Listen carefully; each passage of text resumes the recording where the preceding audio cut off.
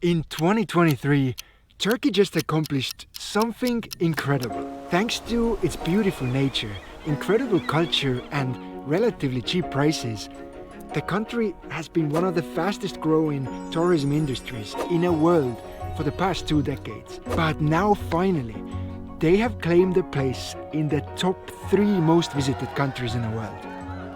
Yet, such rapid growth in visitor numbers does not come without a cost.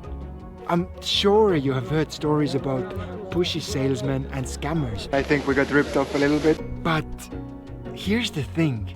These guys are the least of your worries. And later on in the video, I will show you how to easily avoid them. But a much bigger problem comes from tour and travel agencies. You know, the people who are supposed to help you planning your best possible holiday. Yet, due to the growth in numbers and the lack of oversight from the government, many of such agencies now only focus on one thing: getting as much money from tourists as possible. To best demonstrate it, just look at Cappadocia. 3 years ago, a balloon ride there cost 30 to 40 euros. Now, after an insider deal between the companies, the prices start at 200. So in this video, you will learn precisely how to avoid such tourist traps. We will cover topics like where to find best food and how to find the most incredible places.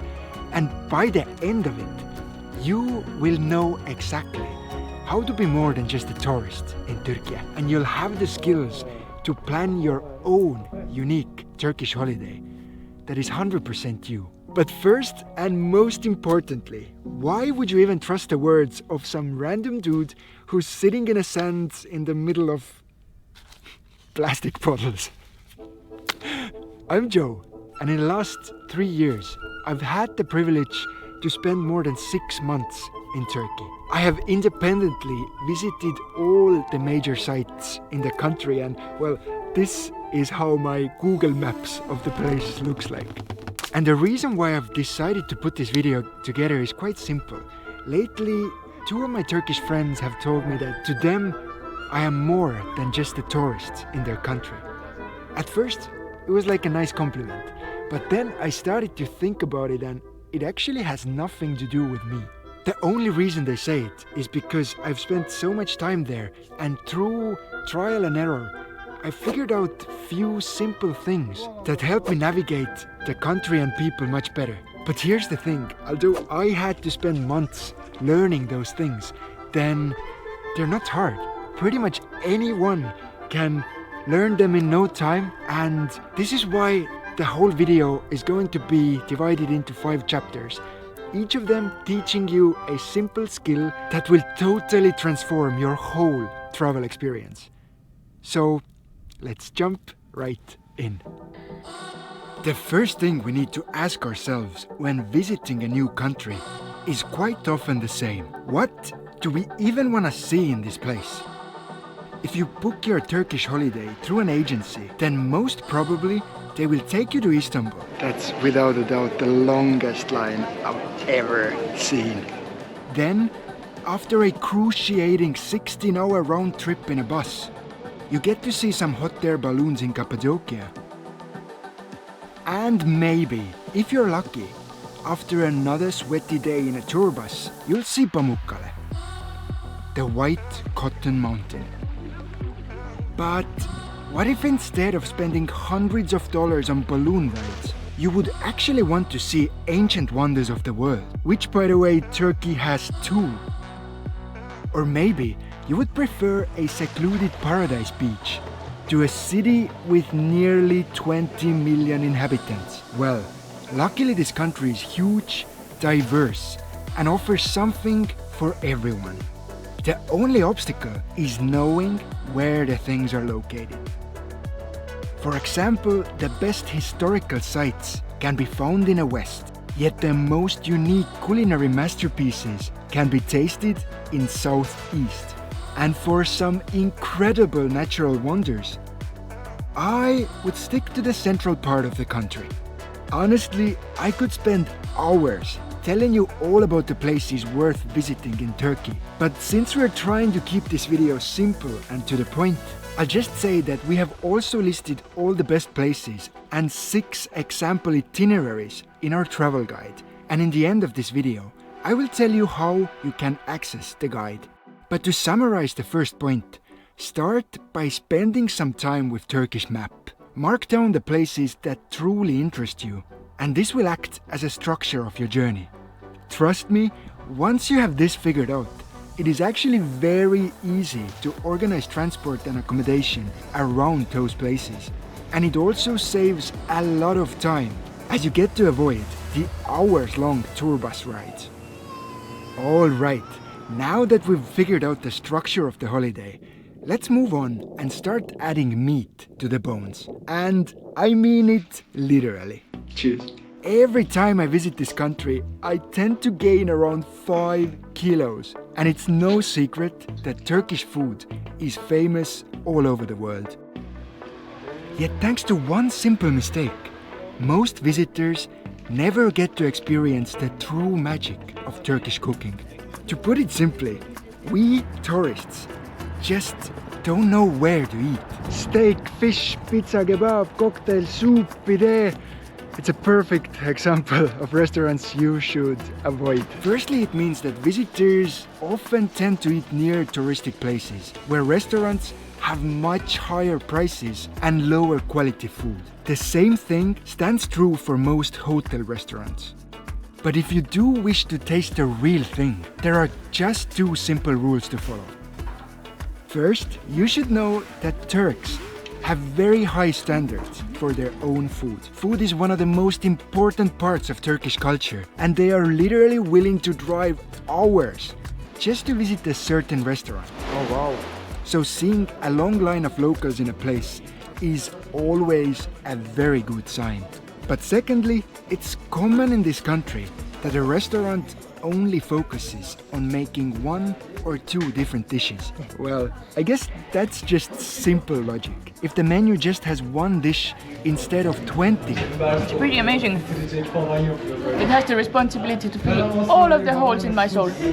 Then the chef has most probably perfected the recipe. And moreover, such places tend to be handed down through generations. As an insider tip, I'll quickly add that many Turkish cities are known for one specific food. So before going to a new place, simply Google what that food might be. Because speaking from my own experience, nothing beats a tantuni in Mersin or a baklava in Gaziantep. Now that we've figured out the primary needs during our travels, let's dive deeper and have a look at situations that can really make or break your holiday. Being scammed or cheated is truly disturbing feeling. It has happened to me quite a few times, and here are just a few examples.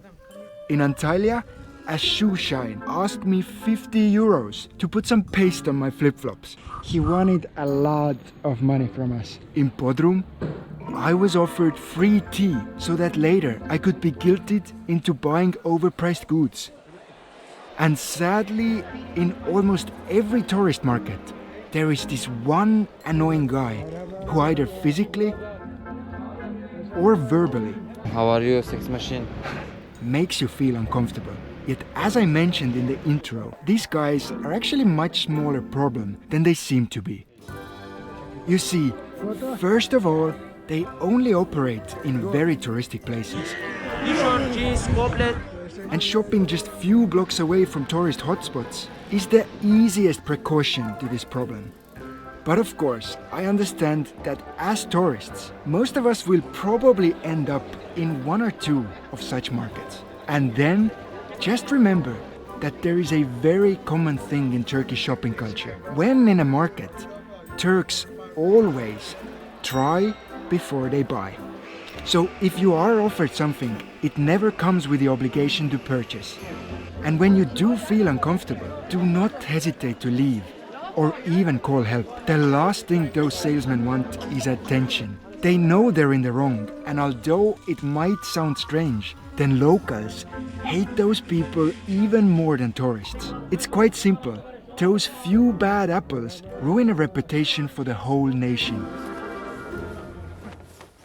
Okay, before we go to our last topic of how to avoid tourist traps and handle tour companies, we got one more point to discuss. It's a known fact that the people you meet on your travels set the tone for the whole adventure. Turks are generally very welcoming people, but I must say that the ever-growing visitor numbers, combined with the refugee crisis on the southeastern border, has made it a bit harder to connect with locals over the years. Yet of course, there are again things that make it much easier. First, you should understand that not everyone in Turkey speaks English. İçki yok. İçki yok ama yemek olabilir. And Turks Yemek. absolutely love their own language. Many tourists see this language barrier as a huge problem and they try to stay away from more local places. But in my opinion, it is the exact opposite. 99% of the visitors don't bother with the language. And so learning just a few words and phrases will make you stand out and the locals will absolutely love you. And since the response to you trying is so positive, it actually motivates you to learn more and more. Start with merhaba, nasılsın, and çok güzel. And from there, you'll see exactly what I mean. Okay, go now, go before I don't let you go. But also remember that current Google Translate speech feature is almost as good as having a real translator with you. We have literally spent hours cooking and talking with Turkish grandmas while only using the Translate app. Over the last few years, this small thing has really made traveling so much easier. So altogether, smile, be open to invitations for tea, and try to go the extra mile when communicating. And in turn, Turks will show you the true meaning of hospitality, the ancient art of kindness that has mostly been forgotten in the West. And of course, again, much more about the language and locals can be learned from the travel guide. And now, we have made it to the last and probably the most important topic if you care about spending less money on your holiday. We already talked about the balloon prices in Cappadocia, but I want to give you few more examples to really demonstrate where my distrust comes from. For example, in Istanbul, taking a boat tour on the Bosphorus Strait should be on every visitor's bucket list. Buying this tour from an agent or private boat company usually costs around $20 and lasts 2.5 hours. Yet every local knows that the best tour is operated by Istanbul's municipality itself. The tickets are sold on the spot and they cost barely $3. Plus the tour itself is twice as long. Or take the blue, green and red tours in Cappadocia. Their price ranges from $70 to $150 depending on a company. Yet 2/3 of the activities are free. So it just feels strange paying $100 for a half-day bus ride when car rentals start as low as $15 a day. Okay, but how to avoid all those extra costs? Well, first, if you really do want to join one of the tours, then do not book them online. The prices online can often be twice as high as on the spot. For example, this boat trip in Alanya cost 15 euros online, but on the spot, Normal 10 euro expenso to build 10 euros. it fell down to 5. And don't worry, running out of places almost never happens in Turkey. There's so many pirate ships. The money earned from tourists compared to a regular job just happens to be so much higher that there is usually as many tour operators as there are visitors. And secondly, organizing your own transport takes away the need to use most tours. Many of them pretty much offer transportation to and from your accommodation anyway. And not to worry, both rental cars and public transport in air and on land are very well organized in Turkey. Yet most importantly, traveling this way gives you the opportunity to see the country outside the tourist hotspots. No matter where in the world you are, touristic places tend to be quite similar. It's a tourist town and it has a tourist town vibe. Overpriced food, souvenirs, and money-orientated people. How are you, sex machine? But if you do decide to travel independently, you get to see the real culture and people. It's the kindness of Turkish people. The guys are making barbecue over there, and they just brought me over some köfte, tomatoes, peppers. Wow. And not only does it enrich your own travel experience, but while eating, sleeping and buying locally, you also support the small communities that still hold on to their culture, making this country such a special and unique place.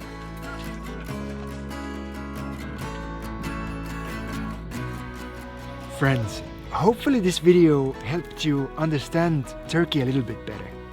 Over the last few years, this country has been simply wonderful to me and Liisu, and we hope that through this video we are able to spread the joy a little bit. Because after all, if you do end up using those simple rules, then you won't only be bettering your own holiday, but also, instead of giving your money to travel agents and international multi-million companies, you will be directly helping the small Turkish local communities. And just as I mentioned earlier during the video, we have also put together our own Turkish travel guide. As you can probably guess, it's called More Than a Tourist in Turkey. And in the guide, we've covered all the topics of this video more deeply, and of course so much more, starting from accommodation and transportation all the way to the smallest details that will make your journey in this country as easy and memorable as possible. The guide itself comes in a PDF form, so it will always be on your smartphone wherever you go. And to get your own guide, just follow the link in the description of this video, and in the checkout, use the code Viking30 to get 30% off your whole purchase during this month only. Friends, thank you so much for watching, and make sure to check out this playlist next to get some more inspiration for your Turkish adventure. Take care.